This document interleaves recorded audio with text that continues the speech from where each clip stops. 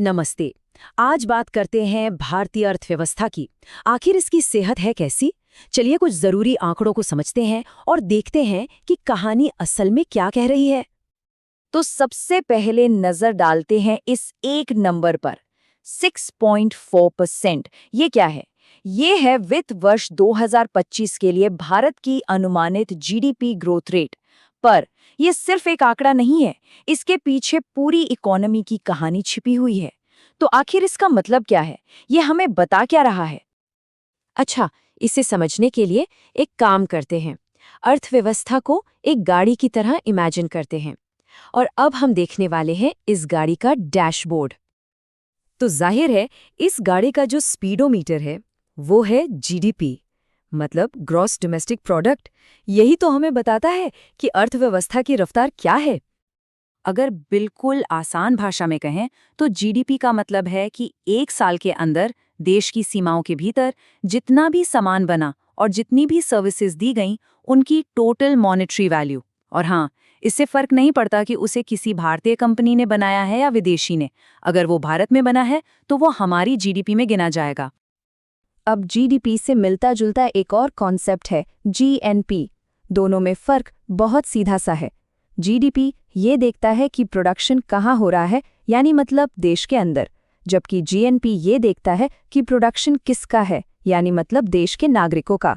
तो अगर कोई भारतीय विदेश में भी कमा रहा है तो वो भारत की जीएनपी का हिस्सा होगा, जीडीपी का नहीं।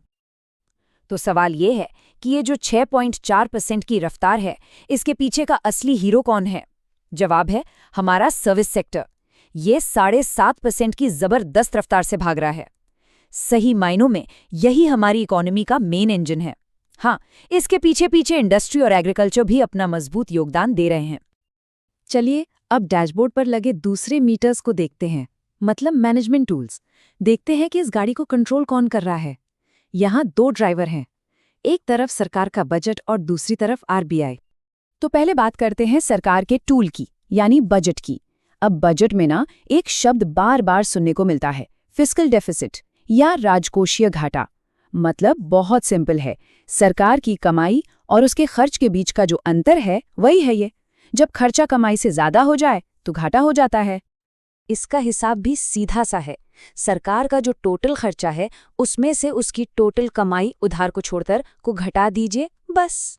और सरकार इस घाटे को कंट्रोल में रखने की पूरी कोशिश कर रही है। टारगेट ये है कि वित्त वर्ष 2026 तक इसे जीडीपी के 4.4% पर ले आया जाए। ये एक तरह से दुनिया को ये दिखाने जैसा है कि हमारी इकोनॉमी में डिसिप्लिन है, जिससे भरोसा और मजबूत होता है। तो फिर सवाल उठता है कि सरकार खर्च कर कहाँ रही है?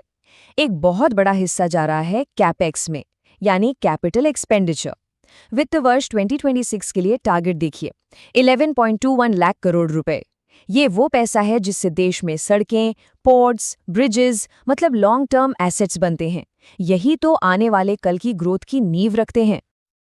तो जैसा मैंने कहा, स्टीयरिंग व्हील पर दो हाथ हैं। एक हाथ है सरकार का, जो अपनी फिस्कल पॉलिसी यानी बजट और टैक्स के जरिए गाड़ी को दिशा देती है, और दूसरा हाथ है आरबीआई का, जो अपनी मॉनेटरी पॉलिसी, जिसका सबसे बड़ा हथियार है इंटरेस्ट रेट्स, उससे इकोनॉमी को कंट्रोल करता है।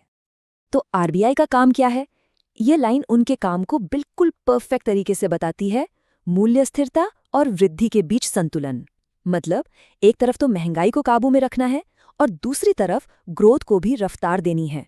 और सच कहूं तो इन दोनों के बीच बैलेंस बनाना ही सबसे बड़ा चैलेंज है।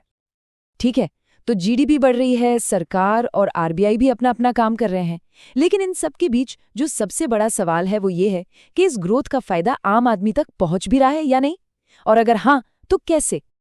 इस सवाल का एक बहुत बड़ा जवाब मिलता है फाइनेंशियल इंक्लूजन में, और इसका सबसे अच्छा एग्जाम्पल है प्रधानमंत्री जनधन योजना। जरा आंकड़ों पर गौर कीजिए।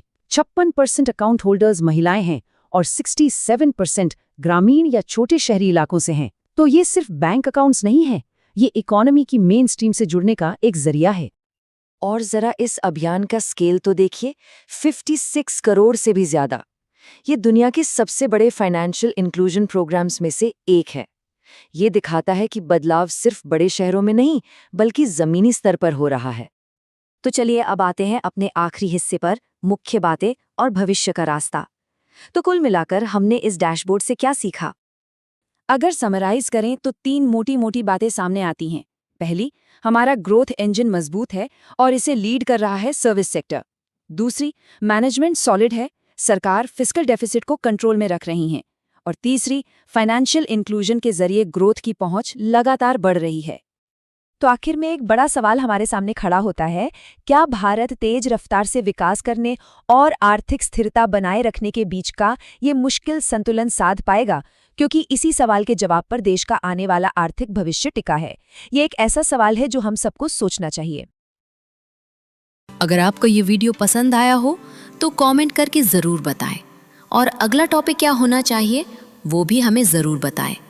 आपका एक लाइक हमें और बेहतर और सटीक कंटेंट बनाने की प्रेरणा देता है। शेयर करें ताकि ये जानकारी हर उस छात्र तक पहुँचे जो अपने सपनों के लिए मेहनत कर रहा है। और सब्सक्राइब करें हमारे चैनल को, क्योंकि आपकी सफलता ही हमारा मिशन है। हम हर वीडियो में कोशिश करते हैं कि आपको वो जानकारी मिले जो परीक्षा में काम आए और जो आपको आत्मविश्वास दे। आप सभी का इस वीडियो को देखने के लिए दिल से धन्यवाद। मिलते हैं अगले वीडियो में। तब तक के लिए सीखते रहिए, बढ़ते रहिए और कभी हार मत मानिए। जय हिंद।